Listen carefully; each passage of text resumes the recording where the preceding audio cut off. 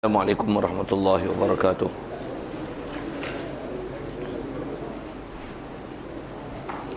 Alhamdulillahi rabbil alamin. Wassalatu wassalamu ala syarafil anbiya'i wal mursalin wa ala alihi wa sahbihi ajma'in. Subhanaka la ilma lana illa ma 'allamtana innaka antal alimul hakim. La haula wa la quwwata illa billahil aliyyil 'azim. Rabbi syrah li sadri wa yassir li amri wahlul 'uqdatam min lisani yafqahu qawli. Allahumma iftah 'alaina bi futuhil 'arifin bik. Allahumma ij'alna minal ladzina yastami'una al-qawla fayattabi'una ahsana. Allahumma 'allimna mimma jahilna wanfa'na bima 'allamtana wa zidna 'ilman nafi'a ya rabbal alamin. Qala Syekh Musannif rahimahullah ta'ala wa nafa'na bihi wa 'ulumihi.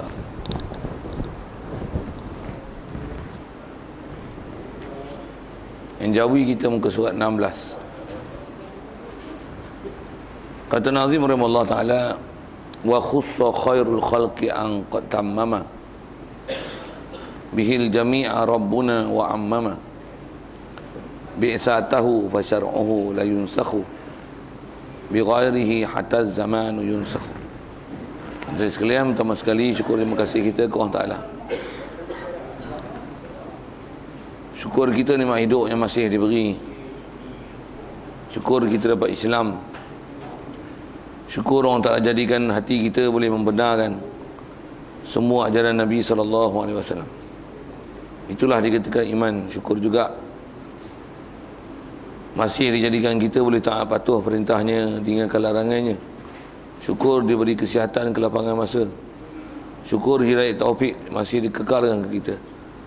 Dengan itu dapat hadir solat maghrib berjemaah, dan insya-Allah dengan segala limpah kurnia itu juga kita memanfaatkan pertemuan malam ini meneruskan bacaan kitab daripada kitab Matan Jahrah Tauhid, insya-Allah. Kata Nazim, wa khussa khairul khalqi an qad tammama bihil jami'a rabbuna wa ammama.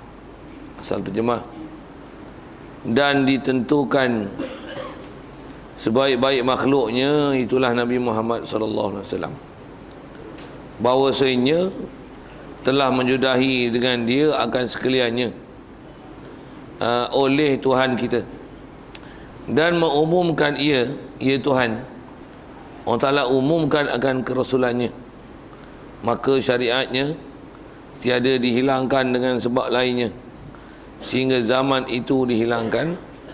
Maksud dihilangkan tu hingga hari kiamat.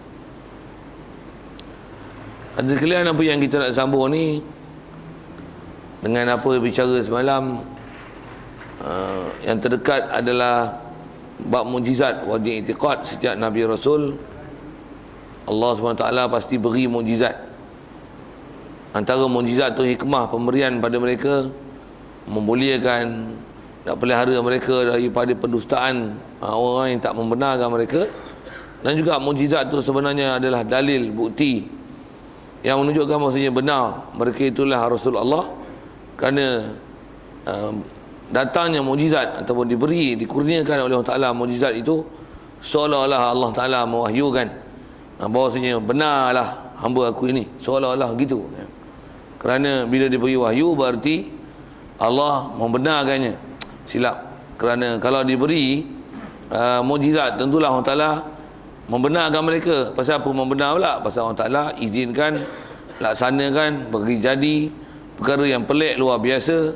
Dan pelik luar biasa itulah dengan namanya mukjizat. Yang pelik luar biasa dia, keluar biasaan dia itu ialah tiada siapa manusia yang mungkin, kalau tak manusia pun makhluk yang mampu dan berkeupayaan membuatkan perkara itu. Hatta jin sekalipun, hatta malaikat sekalipun tidak akan ada upaya membuat benda itu. Itulah membuktikan bahawasanya apa yang dicakap benar, kerana apa yang didakwa daripada Allah Ta'ala itu, Allah yang menghantar dia itu membenarkan dia dengan diberikan mukjizat.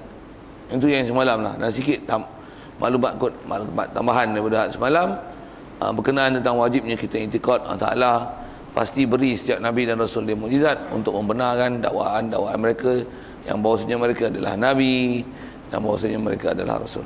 Baik. Apa yang kita nak sambung malam ni, insya-Allah kalau ikut khusus tentang syariat Nabi kita Muhammad sallallahu alaihi wasallam. Jadi ada beberapa akidah yang mengikut akidah Ahlussunnah wal Jamaah wajib i'tiqad sini. Pertama dia sebut ialah dan ditentukan, bahasa lain tentu ni, dan dikhususkan, wa khussa, ditentukan, diberikan keistimewaan. Itu maksud tentu, khusus, istimewa tu, khussa tu. Siapa diberi istimewaan ni? Ditentukan, diistimewakan, dikhususkan kepada Nabi sebaik-baik makhluk. Siapa sebaik-baik makhluk? Kita belajar dah lepas, iaitulah Nabi kita Muhammad sallallahu alaihi wasallam. Baik, apa yang Allah Taala khusus ke dia? Allah Taala khusus ke dia bahawasanya sesungguhnya telah menyudahi dengan dia, dengan Nabi Muhammad ni akan sekaliannya, faham sekaliannya itu nya Rasul. Jadi wajib i'tiqad Rasulullah penutup Nabi-Nabi dan Rasul. Kadang-kadang tak sebut Rasul pun, Rasulullah penutup Nabi. Dia khatamul anbiya. Kita rasanya masih dengar perkataan khatam. Bahkan di kalangan Melayu kita, satu ketika dulu begitu masyhur tentang raja-raja khatamun nubuwah yang gambar segitiga tu kan, yang memang ada di pelikat Nabi Rasulullah. Di sebelah kanan tertulis tawajjah haitsu ma syi'ta fa innaka mansurun. Di belakang Rasulullah ada bercap begitu, bercap, bahasa dia cap lah, ada daging yang timbul, dan daging timbul tu berbulu menutup tulisan tersebut. Bulu tu tutup tulisan tersebut. Itu pun kalau ikut dengan apa yang kita belajar lepas adalah mukjizat. Pasal kita bicara ni tentang dia penutup Nabi. Sikit balik ke mukjizat tu. Baik, di mana mukjizatnya khatamun nubuwah itu? Pertama dia timbul pula bertulis. Kalau tulisan tu dia timbul dan bertulis dengan sebab dicap dengan besi panas, tuan-tuan tahu apa jadi? Dia takkan tumbuh bulu. Itu fitrahnya, itu ghalibnya, betul. Tak percaya tuan-tuan cak lah apa-apa kaki. Kena exhaust motor macam mana? Tumbuh bulu balik tak? Ya. Tak pernah kena exhaust motor. Balik lagi kalau panas tu tuan set lagi sekali. Tu salah, tu saja hajat itu. Maksudnya kalau nak merasa panas itulah kan, tapi buat itu mudarat pula, bukan saya suruh tu. Itu lawak je. Tapi maksud saya kan, kalau kita biasa kena exhaust motor, kita tengok itu ada bulu kat tubuh. Itu belum sampai timbul daging tu kan. Kalau sampai timbul daging, memang tobat, tak tumbuh bulu. Tapi Rasulullah, daging yang tertulis khatamun nubuwah di pelikat kanan itu ditutupi dengan bulu. Tu mukjizat lah tu. Mukjizat lah kan. Baik. Jadi wajib i'tiqad bahawasanya Rasulullah dia penutup, dia khatamul anbiya. Kalau tak sebut mursalin pun tak apa, kerana kaedah dari sudut bahasanya, bila dia penutup anbiya, bab Nabi pun ditutup, tentulah lebih lagi bab Rasul. Kerana sebelum jadi Nabi sebelum jadi Rasul mesti Nabi. Kalau Nabi pun telah ditutup, mana mungkin akan ada Rasul? Baik, itu asal akidah ke Rasulullah. Dan faham tu juga, bila Rasulullah dia khatamul anbiya, siapa-siapa yang mendakwa dia jadi Nabi, baru nanti jadi Nabi, terima wahyu dan sebagainya, kalau dia tak mengaku jadi Nabi sekalipun, jadi Rasul, tapi dia mengaku menerima wahyu. Dengar ayat-ayat tu. Disebar bahasanya mengarut, merepek, bodoh, bahkan kufur. Okay. Pasal apa kufur? Kita wajib i'tiqad dia Rasulullah penutup, habis-habis dibuka balik. Buka dengan mendakwa dia jadi Nabi, buka dengan mendakwa jadi Rasul, buka dengan mendakwa boleh terima wahyu. Pasal tak diterima wahyu melainkan Nabi dan Rasul saja. Kalau ada orang kata ni dapat ilmu direct pada Allah Ta'ala, macam mana dia boleh faham direct pada Allah Ta'ala? Adakah itu daripada Allah Ta'ala ke direct pada syaitan? Macam mana boleh jamin? Bila dia mengaku macam mana pun, dia syaitan tu satu hal. Dia tahu pengakuan dan iktirafan dia ikrar bahawasanya dia dapat ilmu direct pada Allah Ta'ala. Itu seolah-olah mendakwa wahyu tu. Cuma wahyu pun bukan melalui Jibril. Wahyu macam Nabi Musa berkata dengan Allah Ta'ala tu. Dan dia kata yang ni bukan ilham, ni wahyu. Ataupun dia kat putih sikit, this is inspiration. Tuan tak faham, tengok saya khabar apa. Bujang pasal dia bujang putih gitu kan. Kita kena Melayu tak faham, orang putih lagi tak faham. Tapi kod-kod kadang-kadang orang putih faham lagi daripada Melayu. Apa cerita tu? Baik, asal nak cerita tentang penutup Nabi-Nabi dan Rasul tu lah. Jadi tentang akidah-akidahnya siapa-siapa, tak kira lah Melayu ke, Arab ke, Jawa ke, Panjar ke, Kampar ke. Kampar tu bangsa Kampar lah. Banjarmasin ke, Banjarmanis ke, Banjarpahit ke, tak kira lah tuan-tuan. Arab sekalipun, Arab Quraisy ke, Arab Badui ke, Arab Saudi ke, mengaku je jadi Nabi, murtad tu. Dan sikit kalau kita perhati sikit, analisa sikit, sepanjang sejarah tuan-tuan, zaman Rasulullah sendiri ada orang mengaku jadi Rasul. Bayangkan, degi tak degi manusia. Dan nak kata apa, sesat tak sesatnya manusia ni, ada yang sampai tahap teratu. Dalam bodoh, bengong, kufur. Tapi kalau bahasa Pekelah Hulu tuan-tuan nak kata apa, duk tebing aku, gagah mengaku je. Padahal sesat dah tu. Dia boleh kata Muhammad Rasul di Hijaz, aku adalah Rasul di Yaman. Siapa tu? Masyhur dengan nama Musailamah Al-Kadzab. Saya tak syarah banyak, cuma sekadar untuk memikir itu. Zaman Rasulullah, yang Rasulullah duduk depan mata pun dia boleh mengaku jadi Nabi dan Rasul. Bayang kan? Cuma kita ni Nabi Rasulullah dah wafat satu hal. Ada ke orang mengaku jadi Nabi dan Rasul? Melayu pun ada, Indonesia pun ada lah ni kan? Dan tak letak jawatan lagi. Saja saya boleh letak jawatan tu. Pasal Malaysia punya yang Kahar Ahmad tu, dia letak jawatan. Dia yang cakap kan macam tu. Dakwa-dakwa mahkamah turun naik, dia rasa payah sangat kot turun naik mahkamah syariah. Dia kata, oleh kerana, kata dia, awak semua menyusahkan saya dengan saya mengaku menjadi Rasul Melayu ni, maka dengan ini, dengan rasminya hari ini, saya meletakkan jawatan jadi Rasul Melayu. Dia cakap selamba kan, macam orang tak ada akal. Contoh apa? Dia punya bahasa tu, saya tiru bahasa dia tu. Okey, siap. Sampai orang Melayu pun mengaku jadi Rasul kan. Bahkan Melayu lagi hebat, mengaku jadi Tuhan. Itu pun kita sebut dah apa-apa tu kan. Ada Tuhan Harun. Nak mampus dah pun orang tu. Mampus lagi? Belum lagi tak? Tak, mengaku jadi Tuhan dengan bayang kan. 3 bini. Oh Allah. Bagi saya memalukan lah. Dia menjatuhkan, mendown standardkan orang Islam kita. Pasal isteri 3 tu tak ada masalah kan. Tapi pasal dia tu, macam mana perempuan-perempuan yang macam tu boleh terima dia sebagai suami? What a shame. Sedap saya buat ayat itu kan. Ini nak kata apa? Orang sesat macam tu pun ada orang isteri, ada orang perempuan boleh menerima dia sebagai suami. Mungkin dengan sebab gagah dan perkasa, mungkin sebab tampan dan mempersona, mungkin dengan sebab kaya dan memberi bahagia. Yang tu kot, bahasa-bahasa sastra sikit lah. Yang tu sampai menyebabkan terpesona boleh jadikan dia sebagai suami. Ya Allah. Ni, saya nak tunjuk kat tuan-tuan apa ni, manusia boleh sesat dengan sebab-sebab benda tu. Dan kalau kita perhati ni, bukan perlu ngaji tinggi kan ni. Umumnya orang Islam ni, Nabi Muhammad penutup Nabi kan tuan, tu pun bodoh orang kata tu. Dan sikit lah kalau tuan-tuan lah, kalau tahu ada orang mengaku jadi Nabi ni, kalau atas kata murtad, kalau kata orang perempuan tu lah yang jadi isteri dia tu, yang 3 orang tu, agak-agak boleh faham murtad, agak-agak dia sanggup lagi tak serah tubuh dia ke suami dia yang murtad, yang mengaku jadi Tuhan tu. Sepatutnya minta cerai. Dan minta cerai tu boleh tu, bahkan kalau ikut dah mampus tu, ambil panah tu bagi boom, mampus ya. Sedap lah cerita panah ni. Dah saya tengah duk semangat cerita panah ni saya ni. Apa cerita ni? Sepatutnya macam tu ya. Tapi tu kata kan. Satu masa dulu tuan-tuan, masa tu saya zaman sekolah lagi. Masa tu zaman mula-mula Syiah bunyi kat Malaysia lah. Masa tu tahun 80-an, 87 yang tu lah, tak silap saya. Masa saya tengah SPM tu, ada satu pendakwaan kes Jabat Agama. Cuma lelaki tu orang Singapura rasanya. Nama dia Abu Talib. Ada isteri 10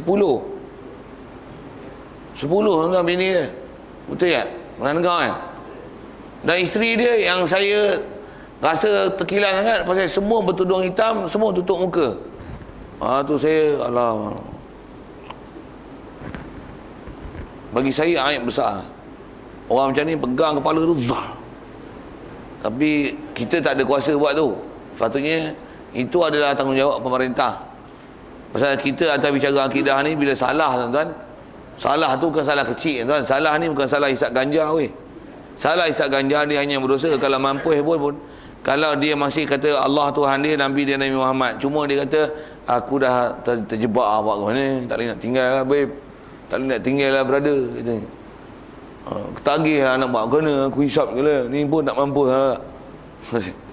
Mati tu dia mengaku, kalau tanya siapa Tuhan kau, Tuhan Allah lah, mana ada Tuhan lain weh, itu semua bohong je yang lain tu. Nabi kita Nabi Muhammad lah, nak ikut Nabi apa lagi, kau jangan gila, takkan nak ikut kahar tu, kata. Best sebab tu. Tapi isap ganja masuk syurga lagi tuan-tuan. Mengaku jadi Tuhan ni, neraka tak keluar-keluar lah. Ini mana salah besar? Tuan-tuan tolong jawab tak saya. Patutnya mak ganja tu kalau kena tangkap, yang mengaku jadi Tuhan tu macam mana? Patutnya lagi lah.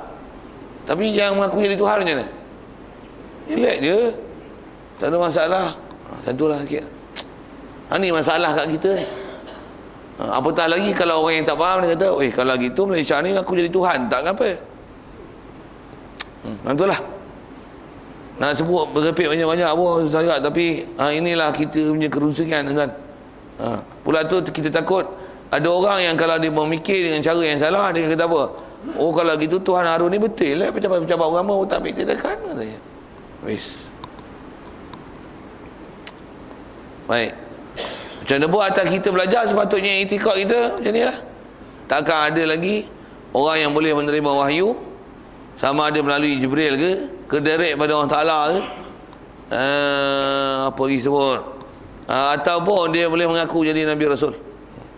Yang ada kaitan dengan ni tuan-tuan, Syiah.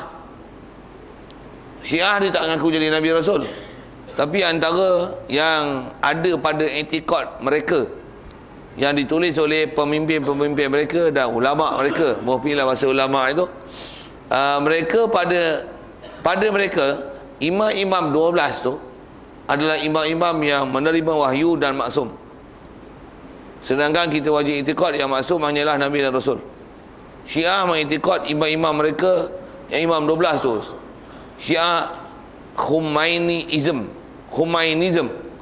maksudnya yang berpahaman Khomeini. Yang Khomeini ni biasanya dia lah yang Isna Asyarah, yang imam 12 tu. Kata-kata Malaysia ni Syiah Khomainism dan Syiah Isna Asyarah, Isna Asyariyah, Syiah imam 12. Mereka itikad imam-imam mereka menerima wahyu dan imam mereka adalah maksum. Dia tak ngaku jadi Nabi, dia tak kata imam dia Nabi, tapi imam dia menerima wahyu, bimbingan wahyu dan maksum. Imam dia boleh nasih dan mansuh hukum.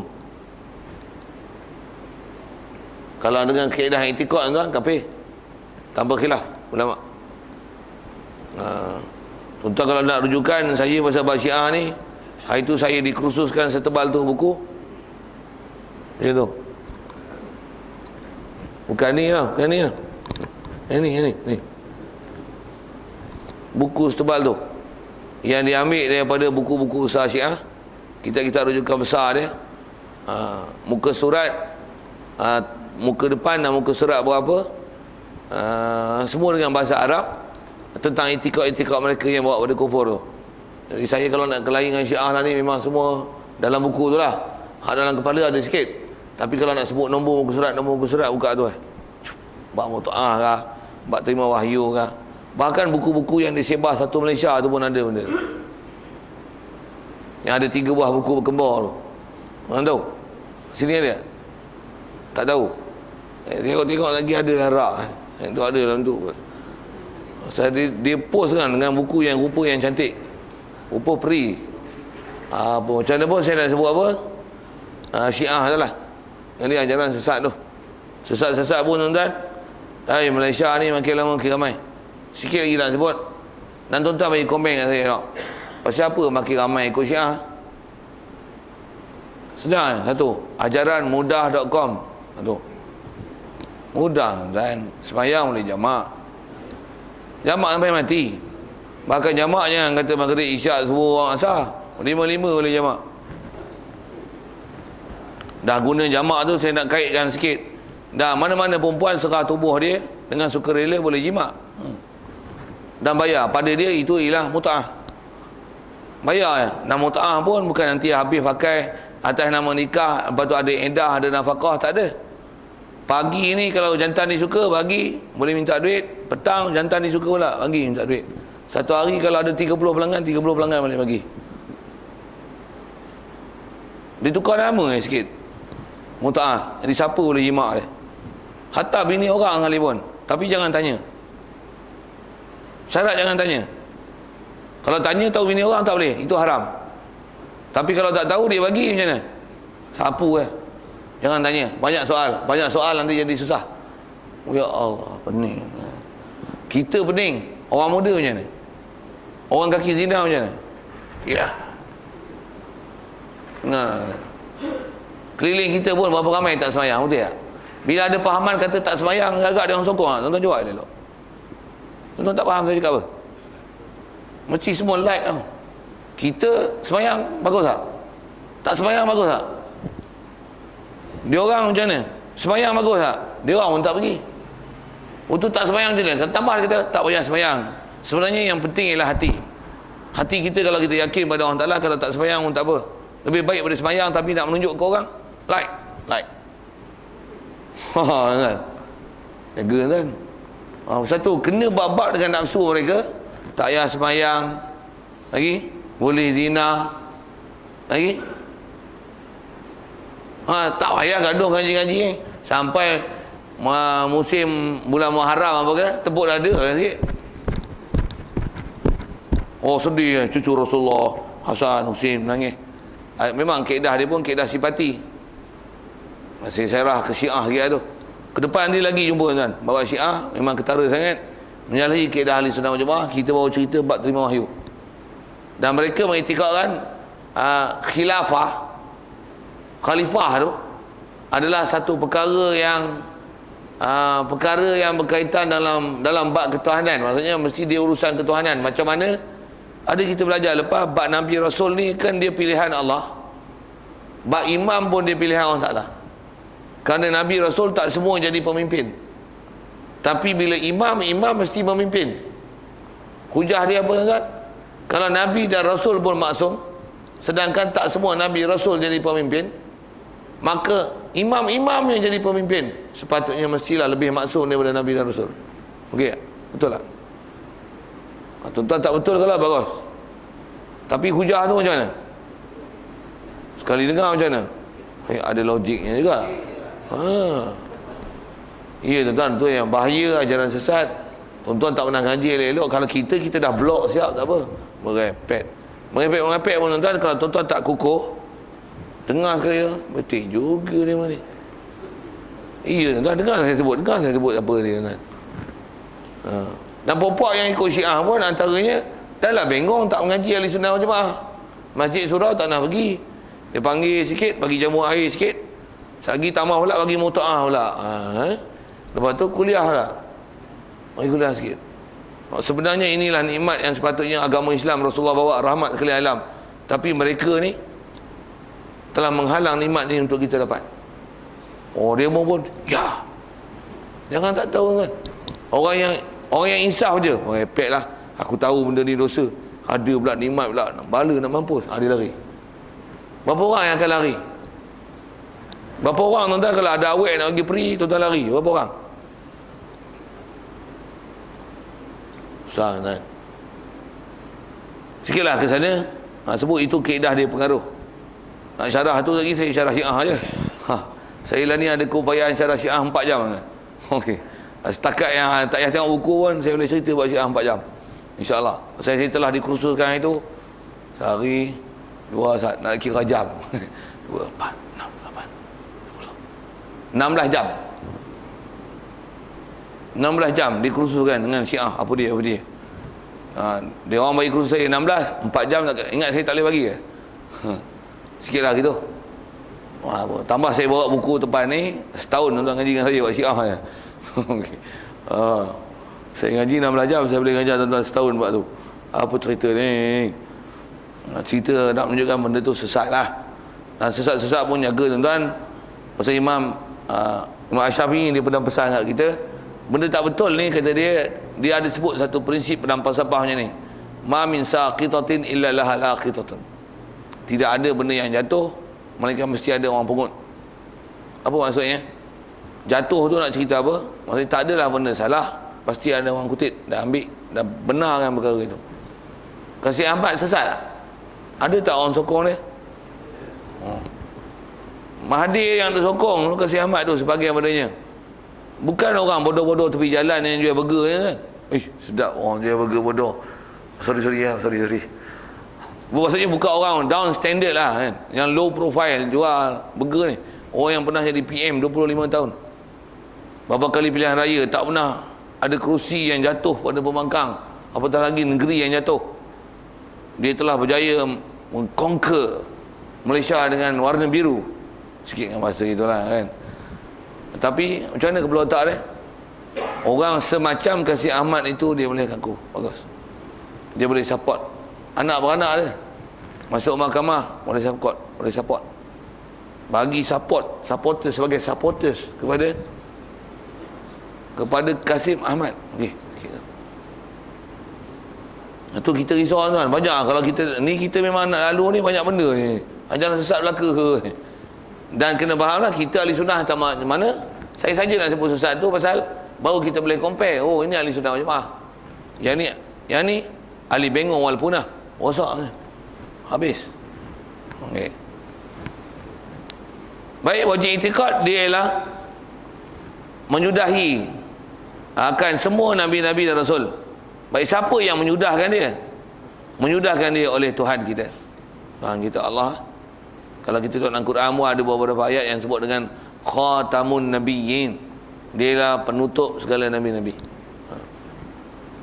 Dan juga digelar pada dia Sayyidul Anbiya wal Mursalin. Dia Sayyid, maksudnya boss of all the prophet. Semua nabi-nabi dan rasul dia ialah bosnya. Bahasa bos. Sayyid ni tuan, maksudnya penghulu. Istilah penghulu ni ketua.